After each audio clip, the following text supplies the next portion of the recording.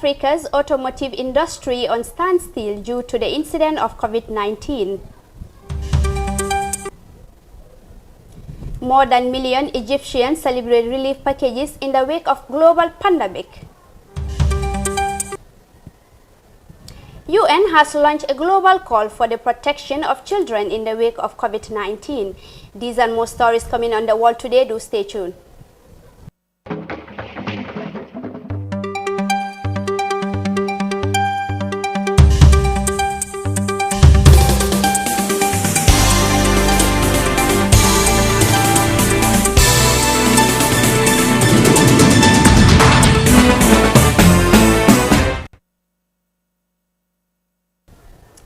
It's 1800 hours GMT here in our studios in Banjul. You are watching the World Today News Bulletin on iAfrica TV, and I am your presenter, Juldenjai Suare. Now to the news in detail. The Gambia Red Cross Society chooses a front seat in the fight against COVID-19 with a lot of public awareness initiative through its branches across the country. Its assessment on the level of progress shows that the Gambia has a lot more to do in order to suppress the spread of the coronavirus. Head of Disaster and Food Security told iAfrica that the issue of coordination is very key. Detail of that in this report.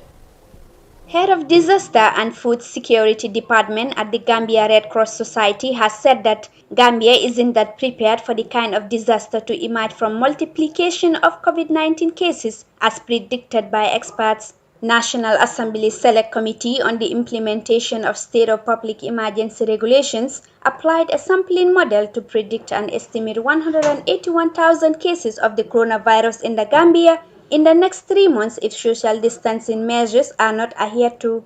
The figures are expected to be lower on condition that all preventive measures are fully observed. Speaking to the Good Morning Africa program on Thursday, Buba Dabo said the Gambia Red Cross Society is conditioned to plan ahead of the looming eventuality. The Gambia might not be prepared fully for this kind of disasters or emergencies because we've never experienced it before. So the process is a learning process for the Gambia. It is going to take some time before we said we are fully ready to address COVID-19. In fact, we will not be fully ready. It is his view that a robust system is urgently required to cater for needs of Gambians with emphasis on the right infrastructure for all health facilities and supplies of consumables. So COVID-19 should be a reference for the Gambia and its partners to make sure that systems are robustly built to prepare ourselves for the subsequent outbreak, because COVID may even re-emerge. With 5 new cases of the coronavirus confirmed in the Gambia 1 week ago, the country is now nursing 6 cases from a total of 9. Traces of local transmission of the virus was ascertained on 2 among the latest cases. Due to the state of the public emergency, Gambians from all walks of life are preoccupied with questions of food security in addition to other basic necessities of life. Mr. Dabo argued ramification as a result. The restriction should dictate a policy errant on the soldiers of government and its partners to protect the rights of the minority. In the global humanitarian community, what we call a twin-track approach is what is needed now.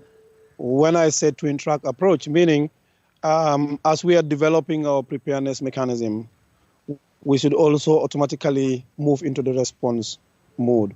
Response mode in a sense that we should start providing the humanitarian services to these populations that have been affected. We should also know that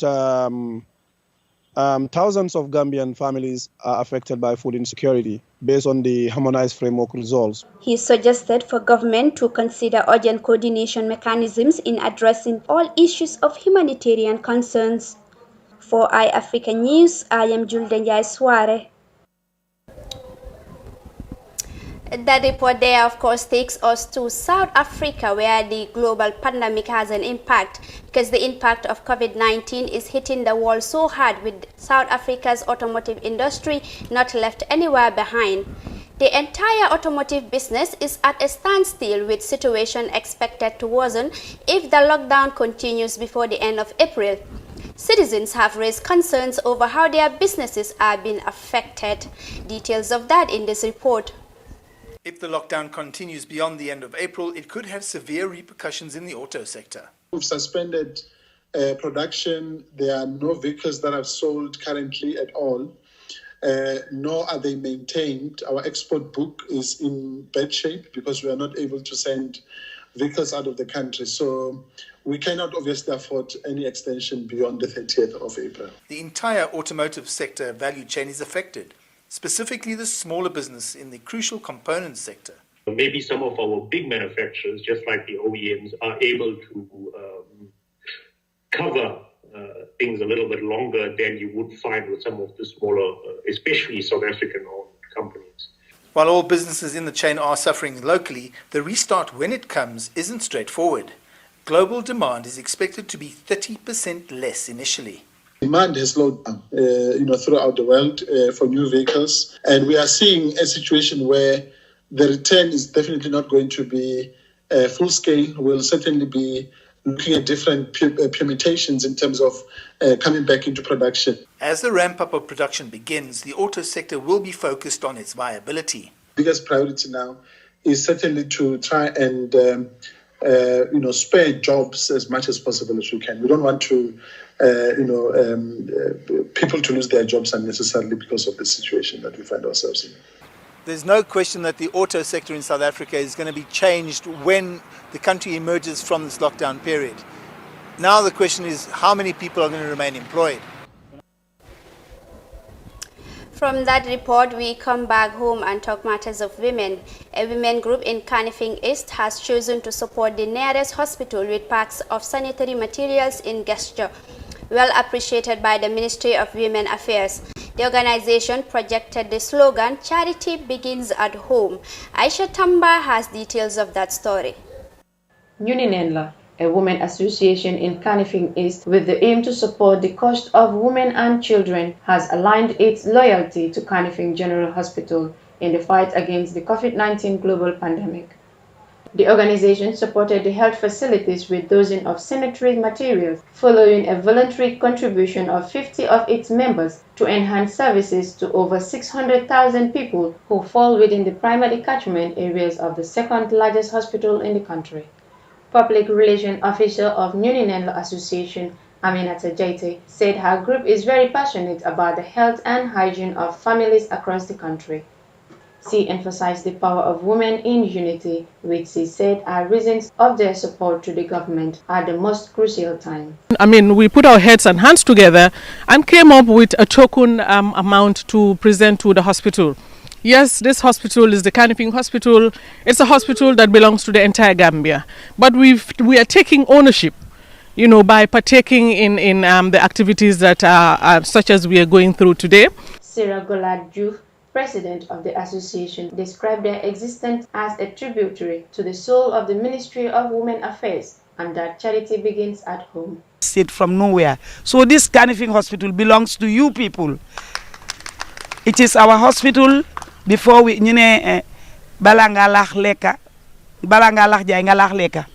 so therefore, before we go anywhere, we are residents of this place. We all walk to come here. We don't need a taxi. So the hospital belongs to us. And I want you to know that the hospital belongs to us. And whenever you are in need, you come and say hello to us. The Chief Executive Officer of Kanifing General Hospital, Keba Mane, thanked the Women Association, describing their support as valuable and necessary in the prevention of COVID-19. Thank you in abundance for giving us these gifts that you provided to us towards the fight against COVID-19. This is in no small measure a laudable effort, and it will enhance our service delivery towards the fight against COVID-19. COVID-19 is a challenge globally, even for resource high countries or high income countries, more so our own Gambia, which is a low resource country. Therefore, it's a collective responsibility for all and sundry to put their hands on deck to fight against this very, very devastating disease. The Minister for Women, Children and Social Welfare, Fatou Kinte, commented the role women in support to her ministry with understanding that the government cannot do it alone. Yes, we are in the COVID-19 pandemic. It's a concern to everybody, more so the government of Gambia. And this is the reason why President Adam Barrow has established a cabinet subcommittee on COVID-19 under the chairpersonship of the Vice President. I am a member because COVID-19 affects families, and families are under my ministry. So this makes my ministry very important in the fight against COVID-19. I want to say, as I have already been saying, that COVID-19 is here. It's not a joke. It is a reality, and it is deadly. The hospital, formerly called Serekunda General Hospital, serves as a COVID-19 holding center in addition to its traditional health services on the public on 24-hour basis. Management of the facility installed safety mechanisms in the form of testing signs of coronavirus on all entry points and hand-washing tradition on every meeting point within the hospital. Reporting for iAfrica News, I am Aissatou Tamba. That humanitarian gesture by Kanifing women will take us to our first break. We will come back shortly for the remaining of our stories. Don't go away.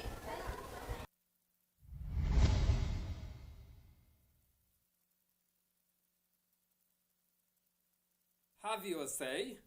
Fellow Gambians, my government has approved a $500 million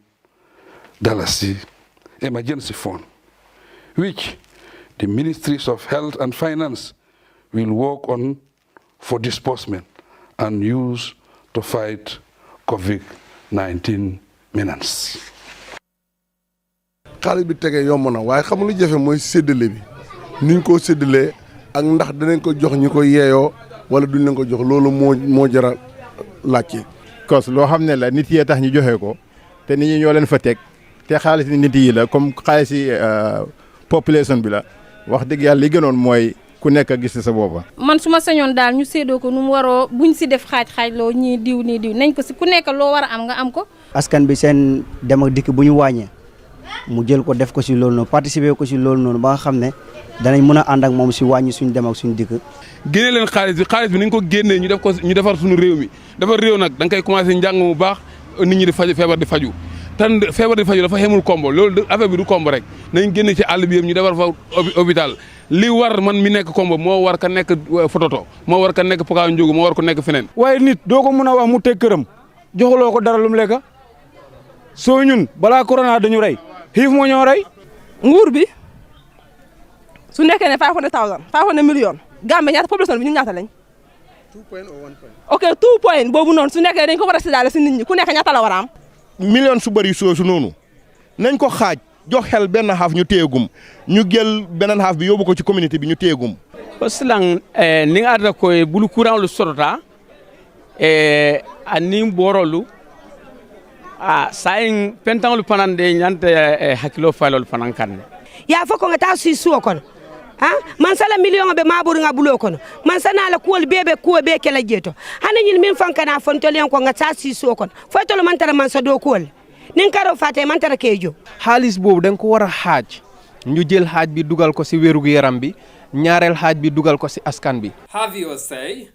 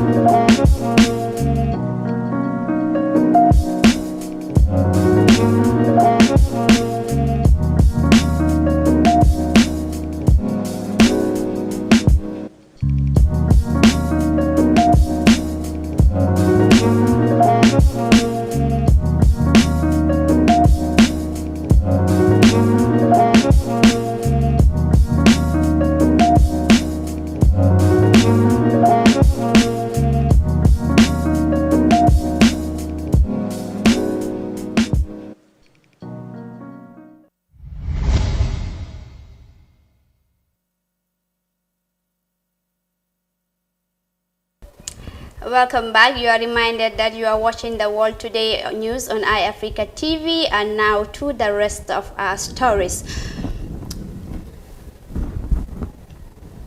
United Nations Secretary General Antonio Guterres yesterday launched a report on the impact of COVID-19 on children. The head of global organization made an appeal to families everywhere and leaders at all levels to be at the mercy of future generations. Far been largely spared from the most severe symptoms of the disease, but their lives are being totally upended. I appeal to families everywhere and leaders at all levels: protect our children. First, education. Almost all students are now out of school. Some schools are offering distance learning, but this is not available to all.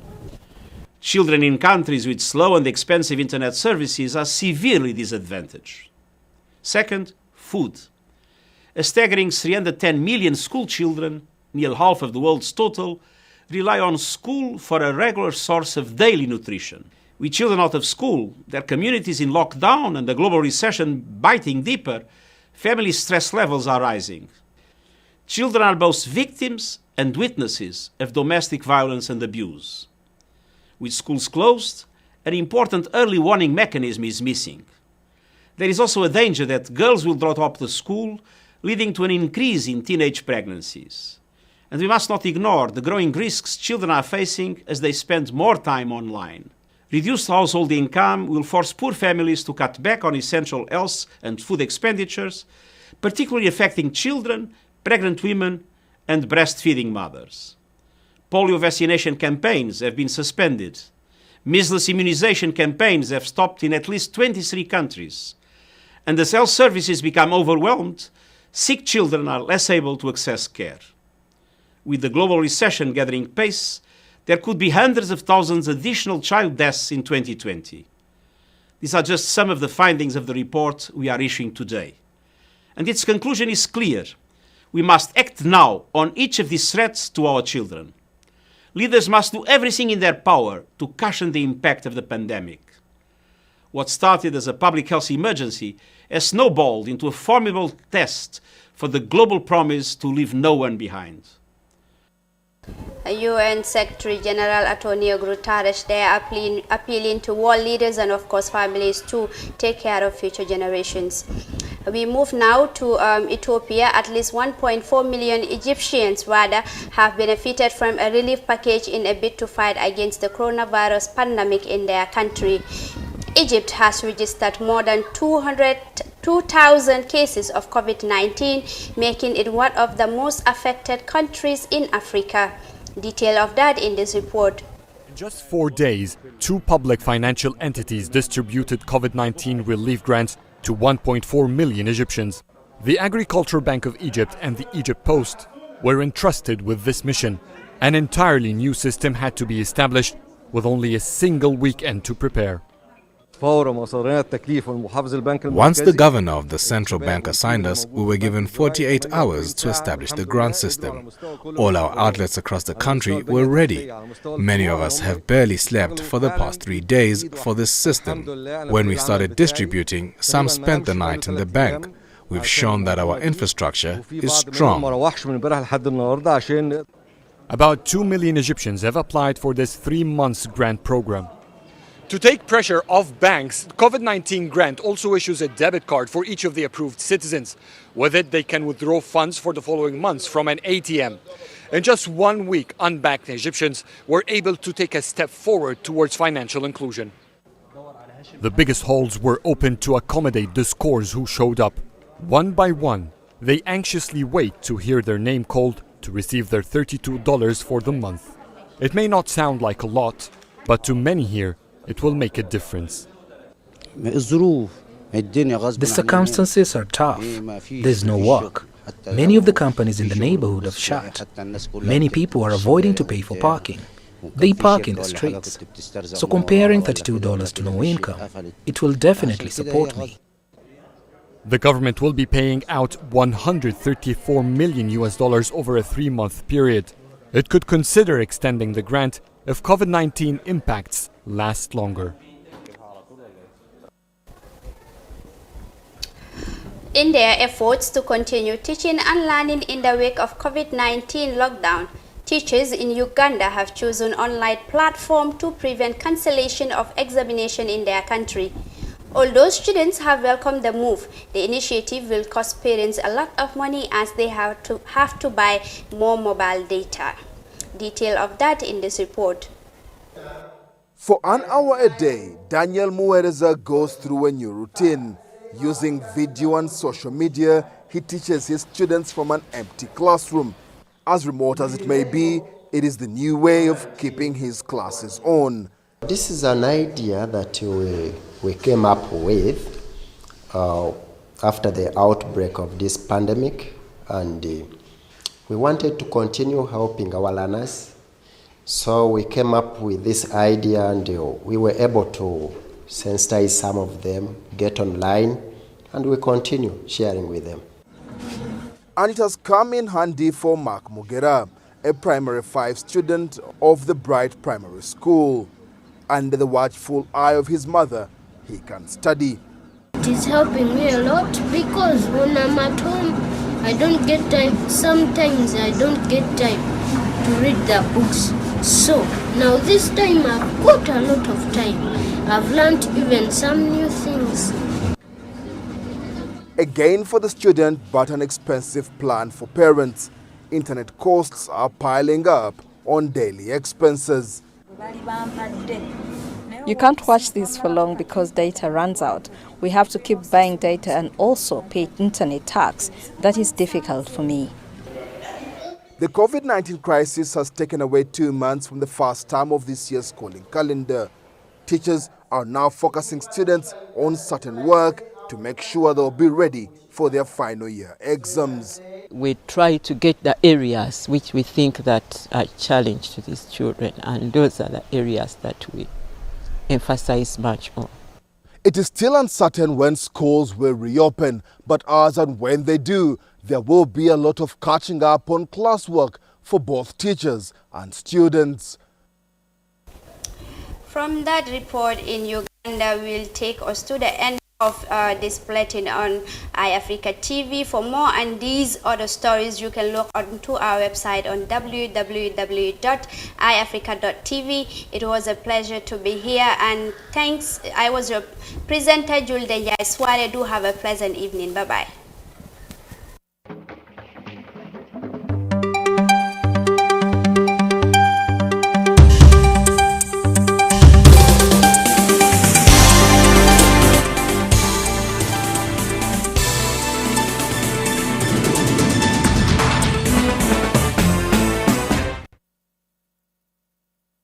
Have your say.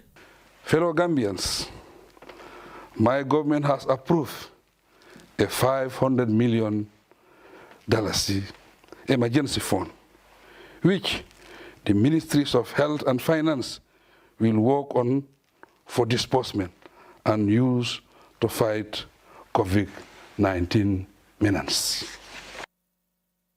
xaalis bi tege yomb na waaye xamul lu jafe mooy séddale bi niñ ko séddalee ak ndax dinañ ko jox ñi ko yeeyoo wala duñ leen ko jox loolu moo jara laajte.